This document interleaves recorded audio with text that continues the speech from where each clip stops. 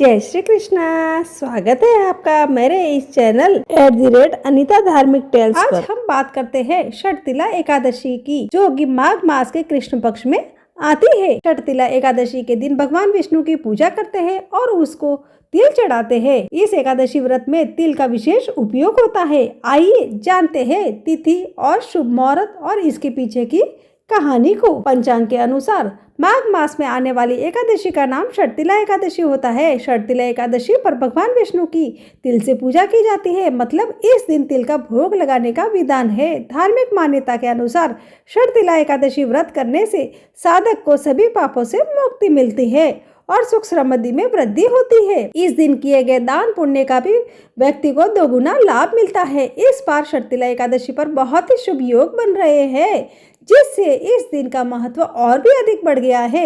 आइए जानते हैं तिथि और पूजा का शुभ मुहूर्त। माघ मास की कृष्ण पक्ष की एकादशी तिथि का आरंभ 13 जनवरी 2026 को दोपहर 3:16 पर होगा।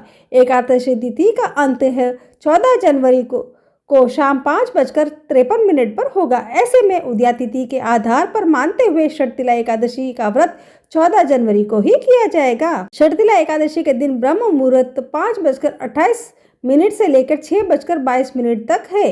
इस समय आप स्नान आदि से निवृत्त होकर षटतिला एकादशी व्रत और विष्णु पूजा का संकल्प ले सकते हैं। इस एकादशी पर सर्वार्थ सिद्धि और अमृत सिद्धि योग बन रहे हैं। इन योगों में पूजा करने का दोगुना फल प्राप्त होता है। षटतिला एकादशी का पारण 15 जनवरी 2026 को किया जाएगा। पारण के लिए शुभ मुहूर्त सुबह 7:14 से लेकर सुबह 9:22 तक रहेगा। षटतिला एकादशी व्रत और पूजन से पाप मिटते हैं। साथ ही इस दिन जो व्यक्ति तिल का दान करता है उसकी दरिद्रता मिट जाती है। वही षट का अर्थ है 6 और तिला का अर्थ है तिल। इस एकादशी में तिल का 6 प्रकार से उपयोग किया जाता है। तिल का स्नान, तिल का उपटन, तिल का हवन और तिल का तर्पण, तिल का भोजन और तिल का दान। ऐसा करने से जीवन में संपन्नता बनी रहती है। अब मैं आपको षटतिला एकादशी की कथा सुनाने जा रही हूँ। आप सब ध्यानपूर्वक सुनिएगा। युधिष्ठिर ने पूछा कि हे जगन्नाथ, श्री कृष्ण आदिदेव जगतपते, माघ मास के कृष्ण पक्ष में कौन सी एकादशी होती है? उसके लिए कैसी विधि है? उसका फल क्या है? महाप्राप, कृपा करके ये सब मुझे बताइए। तब श्री भगवान बोले कि हे नपश्रेष्ठ, सुनो। माघ मास के कृष्ण पक्ष की जो एकादशी है वह षटतिला के नाम से विख्यात है, जो सब पापों का नाश करने वाली है। अब तुम षटतिला के पाप हारिणी कथा सुनो, जिसे मुनिश्रेष्ठ पुलस्त्य ने दालभ्य से कहा था। दालभ्य ने पूछा, ब्राह्मण, मृत्युलोक में आए हुए प्राणी प्राय पाप कर्म करते हैं, उन्हें नरक में न जाना पड़े, इसके लिए कौन सा उपाय है? बताने की कृपा करे। पुलस्त्य जी बोले कि हे महाभाग, तुमने बहुत अच्छी बात पूछी है, बतलाता हूँ, सुनो। माघ मास आने पर मनुष्य को चाहिए कि वह नहा धोकर पवित्र हो, इंद्रियों को संयम में रखते हुए काम, क्रोध, अहंकार, लोभ और चुगली आदि बुराइयों को त्याग दे। देवादिदेव भगवान का स्मरण करके जल से पैर धोकर भूमि पर पड़े हुए गोबर का संग्रह करे, उसमें तिल और कपास छोड़कर 108 पिंडिकाएं बनाए। फिर माघ में जब आर्द्रा या मूल नक्षत्र आए तब कृष्ण की एकादशी करने के लिए नियम ग्रहण करे। भली भांति स्नान करके पवित्र हो शुद्ध भाव से देवादिदेव श्री विष्णु की पूजा करे। कोई भूल हो जाने पर श्री कृष्ण का नामोच्चारण करके रात को जागरण और होम करे। चंदन, अर्गजा, कपूर, निवेद आदि सामग्री से शंख, चक्र और गदा धारण करने वाले देवेश्वर श्री हरि की पूजा करे। तत्पश्चात भगवान का स्मरण करके बारंबार श्री कृष्ण नाम का उच्चारण करते हुए कुम्हड़े नारियल अथवा बिंजोरा के फल से भगवान को विधि पूर्वक पूज कर अर्घ्य दे। अन्य सब सामग्रियों के अभाव में 100 सुपारियों के द्वारा भी पूजन और अर्घ्य दान किए जा सकते हैं। अर्घ्य का मंत्र इस प्रकार है। हे सच्चिदानंद स्वरूप श्री कृष्ण, आप बड़े दयालु हैं। हम आश्रयहीन जीवों के आप आश्रयदाता होइए। हे पुरुषोत्तम, हम संसार समुद्र में डूब रहे हैं, आप हम पर प्रसन्न होइए। हे कमल नयन, आपको नमस्कार है। विश्व भावन, आपको नमस्कार है। हे सुब्रमण्यम महापुरुष, सबके पूर्वज, आपको नमस्कार है। हे जगतपते, आप लक्ष्मी जी के साथ मेरा दिया हुआ अर्थ स्वीकार करे। तत्पश्चात ब्राह्मण की पूजा करे, उसे जल का बड़ा दान करे, साथ ही छाता, जूता और वस्त्र भी दे। दान करते समय ऐसा कहे कि इस दान के द्वारा भगवान श्री कृष्ण मुझ पर प्रसन्न हो। अपनी शक्ति के अनुसार श्रेष्ठ ब्राह्मण को काले गौ दान करे। हे द्विज श्रेष्ठ विद्वान पुरुष को चाहिए कि वह तिल से भरा हुआ पात्र भी दान करे। उन तिलों के बोने पर उनसे जितनी शाखाएं पैदा हो सकती है उतने 1000 वर्ष तक वह स्वर्गलोक में प्रतिष्ठित होता है। तिल से स्नान करे, तिल का उपटन लगाए और तिल से होम करे, तिल का मिलाया हुआ जल पिए, तिल का दान करे और तिल का भोजन में काम में ले। इस प्रकार 6 कामों में तिल का उपयोग करने से यह एकादशी षटतिला कहलाती है, जो सब पापों का नाश करने वाली है। वर्ष 2026 में मकर संक्रांति और षटतिला एकादशी दोनों एक ही दिन यानी 14 जनवरी को पड़ रही है। यह एक बहुत ही दुर्लभ और शुभ संयोग है, क्योंकि इस दिन सूर्य का उत्तरायण होना और भगवान विष्णु के प्रिय एकादशी तिथि का मिलना दान और पुण्य के फल का कई गुना बढ़ा देता है। मकर संक्रांति और एकादशी का दुर्लभ संयोग बन रहा है। यह दिन धार्मिक दृष्टि से बहुत महत्वपूर्ण है, क्योंकि सूर्यदेव मकर राशि में प्रवेश कर रहे हैं और पौष मास की एकादशी भी इसी दिन है। ऐसे में श्रद्धालुओं के मन में सवाल होता है कि खिचड़ी खाई जाए या व्रत रखा जाए। शास्त्रों में स्पष्ट कहा गया है कि इस दिन एकादशी का नियम सर्वोपरि है।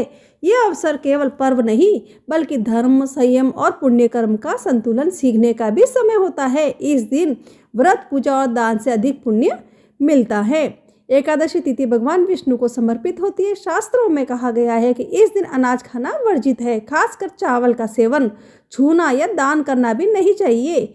जब मकर संक्रांति और एकादशी एक ही दिन पड़ती है तो इस दिन एकादशी का नियम सबसे महत्वपूर्ण माना जाता है, इसलिए खिचड़ी या अन्य अनाज का सेवन नहीं करना चाहिए। यह संयम भक्तों को मानसिक और आध्यात्मिक अनुशासन सिखाता है। इस तरह व्रत रखने वाले लोग संक्रांति का पुण्य और एकादशी के नियम दोनों का लाभ पा सकते हैं। इस अवसर पर दान करना हो तो अत्यंत शुभ माना जाता है, लेकिन एकादशी होने के कारण सावधानी आवश्यक है। इस दिन चावल या खिचड़ी का दान वर्जित है। इसके स्थान पर तिल, गुड़, फल, दूध, घी, वस्त्र, कंबल या तिल से बनी खिचड़ी का दान किया जा सकता है। शास्त्रों के अनुसार तिल का दान विशेष पुण्य देता है और पितृदोष तथा ग्रह दोष को भी शांत करने में सहायक होता है। हमें संक्रांति का दान अगले दिन 15 जनवरी को यानी पारण के दिन खिचड़ी बनाकर दान और भोजन कर सकते हैं। इससे दोनों परंपराओं का सम्मान होता है।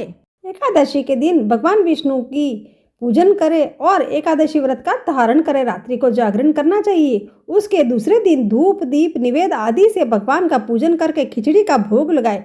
तत्पश्चात पेठा, नारियल, सीताफल या सुपारी का अर्घ्य देकर स्तुति करनी चाहिए कि हे भगवान, आप दीनों को शरण देने वाले हैं, इस संसार सागर में फंसे हुए का उद्धार करने वाले हैं। हे पुंडरीकाक्ष, हे विश्व भावन, हे सुब्रमण्यम, हे पूर्वज, हे जगतपते, आप लक्ष्मी जी सहित इस तुच्छ अर्घ्य को ग्रहण करें। इस प्रकार जो मनुष्य जितने तिलों का दान करता है उतने ही 1000 वर्ष स्वर्ग में वास करता है। इतना कहकर पुलस्त्य ऋषि कहने लगे कि अब मैं तुमसे इस एकादशी की कथा कहता हूँ।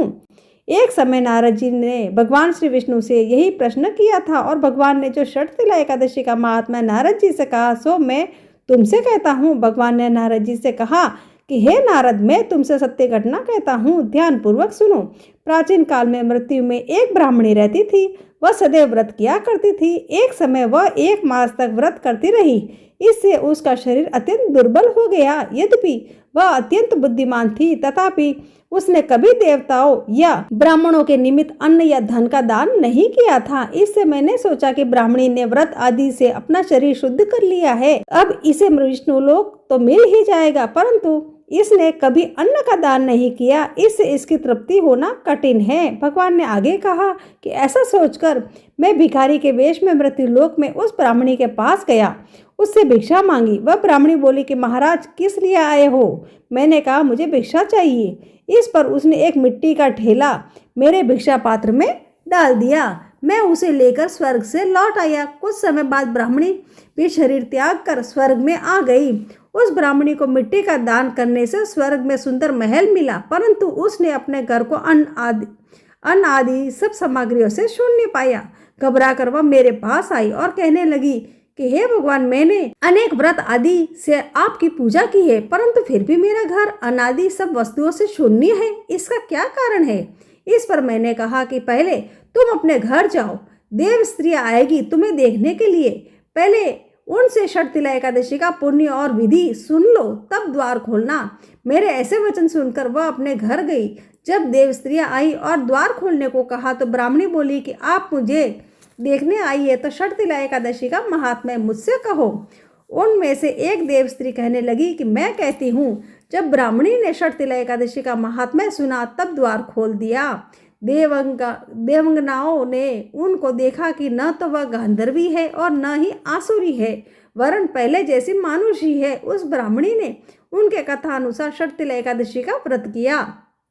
इसके प्रभाव से वह सुंदर और रूपमती हो गई तथा उसका घर अनादि से समस्त सामग्रियों से युक्त हो गया। अतः मनुष्यों को मूर्खता त्याग कर षटतिला एकादशी का व्रत और लोभ न करके तिल आदि का दान करना चाहिए। इससे दुर्लभ दरिद्रता तथा अनेक प्रकार के कष्ट दूर होकर मोक्ष की प्राप्ति होती है। इस प्रकार मेरी षटतिला एकादशी का महात्म्य, पूजा विधि, पारण विधि, शुभ मुहूर्त और कथा समाप्त हुई। जय श्री कृष्णा, जय श्री राधे राधे, जय माता दी।